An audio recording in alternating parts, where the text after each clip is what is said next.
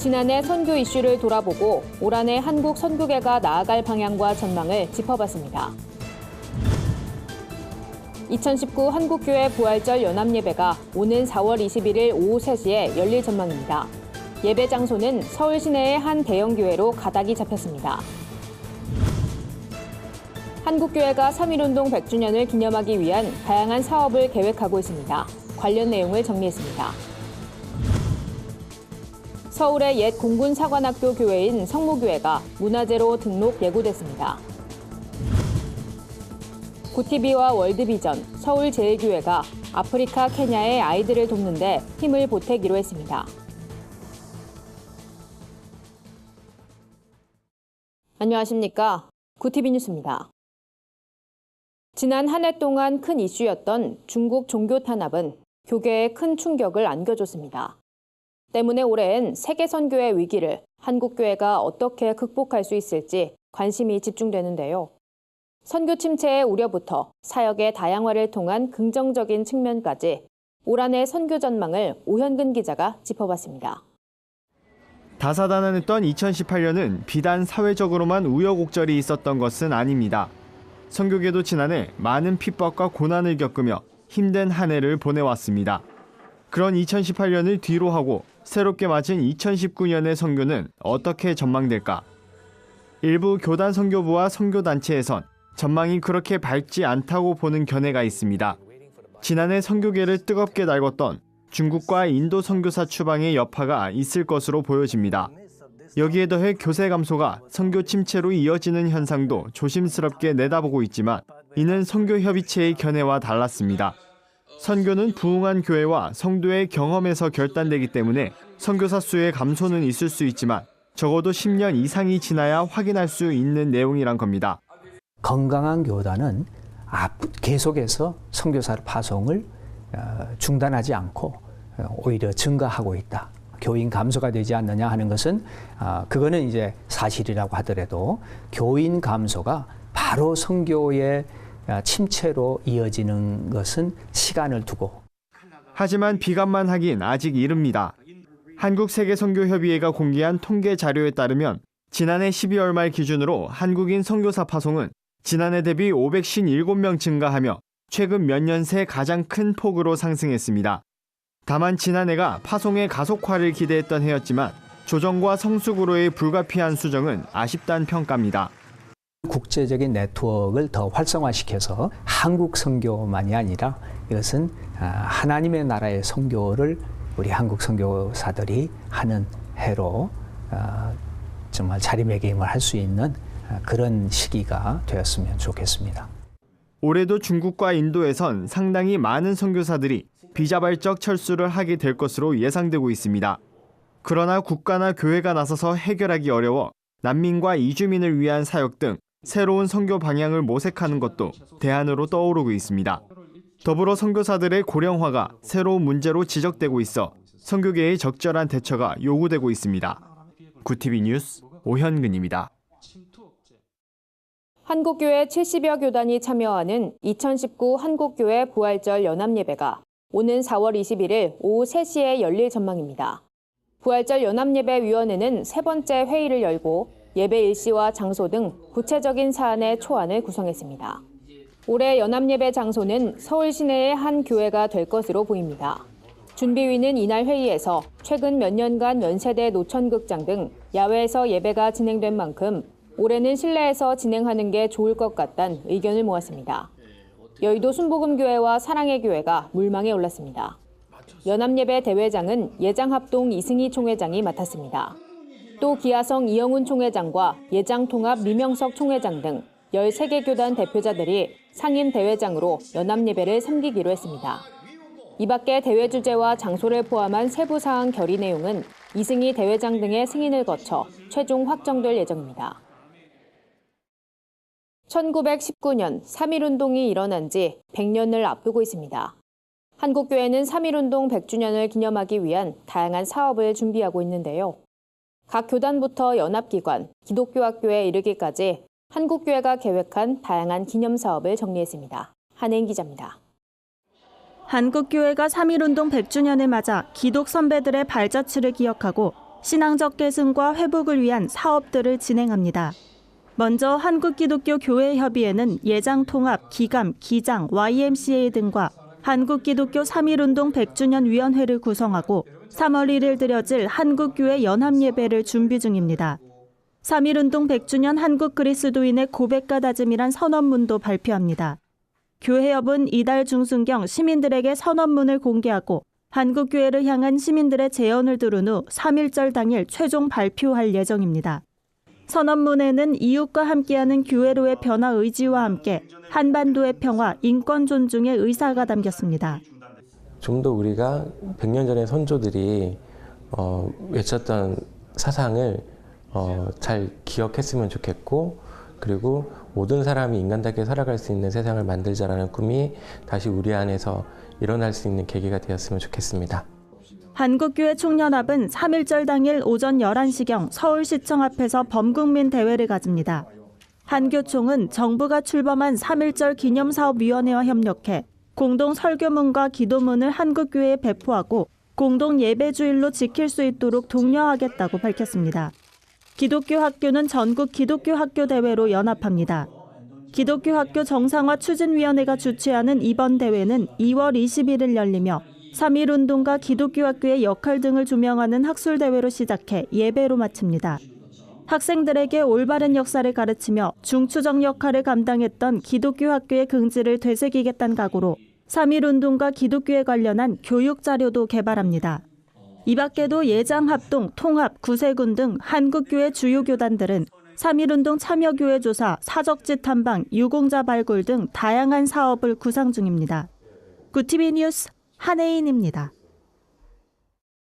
공군사관학교의 흔적과 역사가 담겨 있는 옛 공군사관학교 교회인 성모교회가 문화재가 됩니다. 문화재청은 교회를 문화재로 등록 예고한다고 밝혔습니다. 서울 동작구 보라매 공원 내에 위치한 공군사관학교 교회 성모교회는 공군사관학교가 신대방동에 터를 잡은 지 6년 만인 1964년 건축가 최창규에 의해 건립됐습니다. 장지량 공군교장 재임 당시 한미 공군 장병과 국내외 성도들이 십시일반 모은 28,000달러로 지어졌습니다. 약 20년간 사관 생도들의 정신적 안식처였던 성모교회는 많은 군인들의 결혼식 장소 1순위로 꼽혔던 곳이자 한미동맹의 상징적 장소, 사관 생도들의 구국 기도실로 큰 사랑을 받았습니다. 이 교회는 1985년 공군사관학교가 청주로 이전한 다음에 그 자리에 보라매 공원이 들어서면서 빈 공간으로 남겨졌습니다. 이후 2013년 동작구가 임대하면서 문화예술공간으로 탈바꿈했습니다. 문화재청 관계자는 보라매 공원에서 과거 공군사관학교의 흔적을 살펴볼 수 있는 건축물은 이 건물이 유일하다며 당시 종교시설 중 성모교회와 같은 파격적인 디자인의 사례는 찾아보기 힘들었기 때문에 건축사 측면에서도 가치가 높다고 밝혔습니다. 구티비와 월드비전, 서부제일교회가 가난과 물 부족 등으로 어려움을 겪고 있는 아프리카 케냐의 아이들을 돕는데 힘을 보태기로 했습니다. 서부제일교회 김한원 목사는 이번 협약을 통해 케냐 오실리기 지역을 방문합니다. 특히 김 목사는 체인지 더 월드 사역을 위해 비전주의를 선포하고 나눔에 대한 가치를 성도들에게 전하는 데 협력할 예정입니다. 김 목사는 세상을 바꾸는 작은 움직임과 노력이 계속된다면 하나님 나라가 온 열방에 임할 것이라 믿는다고 전했습니다. 구티비 김명전 대표이사는 연못에 조약돌을 던지고 난 후 끝없이 이어지는 파장처럼 이번 사역이 세상을 복음과 사랑, 감동으로 이끄는 기회가 되길 바란다고 밝혔습니다. 김한원 목사가 방문하는 국가 케냐는 아동 노동, 조혼, 여성 할례 등의 풍습으로 아동들의 권리가 보장되지 않는 나라입니다. 또 보건위생 상태가 좋지 않을 뿐 아니라 최근엔 가뭄이 악화돼 식량 확보가 더 어려워진 상태입니다. 한편 구티비와 월드비전은 2017년 1월부터 체인지 더 월드 캠페인을 통해 제3세계 아이들이 풍성한 삶을 영위할 수 있도록 한국교회의 참여를 독려해오고 있습니다. 오늘의 해외 주요 뉴스를 오현근 기자가 전해드립니다. 구티비 월드와이드입니다. 북한 국가보위성 일부 성원이 공작을 위해 성경을 공부하고 교회에 다니기도 한다는 내용을 데일리 NK가 소식통을 인용해 보도했습니다. 북한의 국가보위성은 비밀경찰이자 정보기관으로 보위원들은 교회에 침투한 후 선교사들이 보호하는 탈북자 동향이나 인원, 브로커 등 탈북 생태계를 파악하는 한편 탈북자들을 북송시키기 위한 공작을 벌인다고 소식통은 설명했습니다.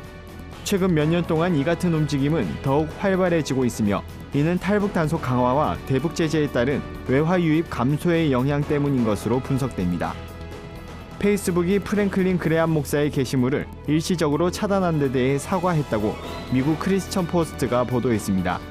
이 사건은 그레암 목사가 지난 2016년 게재한 트랜스젠더 화장실 사용법에 관한 글 때문입니다. 그레암 목사가 올린 사과문은 당신이 페이스북에 올린 내용이 우리 기준에 맞지 않는 것으로 판단해 삭제했다며 우리의 실수이고 사과한다는 글이 적혀 있었고 차단된 계정이 복구됐다는 내용도 포함됐습니다. 페이스북은 프랭클린 그레암 목사가 쓴 글을 다시 검토한 결과 혐오 발언 정책을 위반하지 않았다는 사실을 발견했고 계정을 다시 회복시켰다고 밝혔습니다. 이와야 다케시 일본 방위상이 한일 간 레이더 갈등과 관련해 전파 기록을 한국 측에 공개하는 것을 검토하겠다고 밝혔습니다. 일본 정부는 지난달 20일 우리 해군의 광개토 대왕함이 자국 초계기를 향해 화기관제 레이더를 조사했다고 비난하고 있습니다.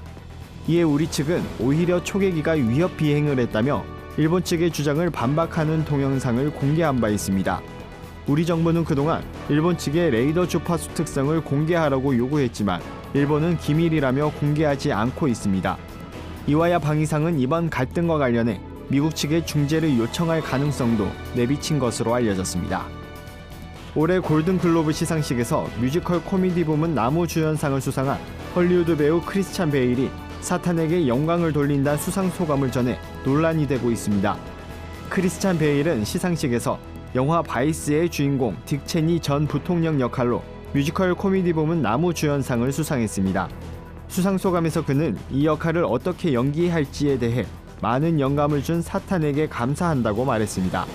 영국 웨일즈의 하버포드 웨스트에서 태어난 그는 특정한 종교를 갖고 있지 않은 것으로 알려져 있습니다. 미국 뉴욕시가 남성 또는 여성으로 식별하지 않는 제3의 성을 출생증명서에 표기하기로 결정한 법안이 지난 1일부터 발효됐습니다. 새해 첫날부터 시행된 새로운 법안에 따라 뉴요커들은 전통적인 남성 또는 여성 대신 제3의 성인 X를 선택할 수 있게 됐습니다. 뉴욕시 빌드 블라시오 시장은 이러한 변화로 인해 트랜스젠더와 제3의 성을 가진 뉴욕 시민들이 존경을 받으며 살 수 있게 할 것이라고 밝혔습니다. 구티비 뉴스 오현근입니다. 오늘의 사회 이슈를 홍희연 기자가 종합해드립니다. 오늘의 이슈 포커스입니다. 쇼트트랙 국가대표 심석희가 조재범 전 코치에게 성폭행을 당했다고 주장한 것과 관련해 문화체육관광부가 체육계 성폭행 근절을 위한 대책을 발표했습니다. 문체부는 먼저 체육계 성폭력 가해자에 대한 처벌을 강화하고 영구 제명 조치 대상이 되는 성폭력의 범위도 확대하기로 했습니다. 또 국제올림픽위원회, 국제경기연맹 등과 협조하고 성폭력 징계 정보를 공유하는 시스템을 구축해 징계자의 해외 취업 기회도 차단할 계획입니다.